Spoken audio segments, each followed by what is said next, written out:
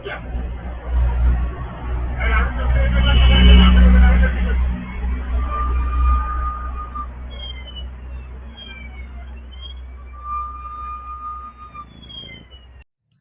Everyone, मैं जितेंद्र सिंह, सुरक्षा security system Delhi. दिसंबर का महीना चल रहा है, सर्दियां बढ़ गई हैं लेकिन चोरों की वारदात बहुत बढ़ गई है। आज 21 दिसंबर को जब मैं रिकॉर्ड कर रहा हूं, अभी तक 13 चोरियां होने से पहले रुक चुके हैं। इसी महीने में रोज कुछ ना कुछ दिख रहा है। तो अपने सिक्योरिटी सिस्टम को चेक करते रहिए, ताले वाले प्रॉपर लॉक रखिए और जहां सिक्योरिटी सिस्टम सुरक्षा का नहीं लगवाए लगवाइए, क्योंकि सिस्टम कभी फेल हुआ नहीं। और हमने इतनी चोरियां 143 चोरियां रुक चुके हैं वीडियो प्रूफ के साथ।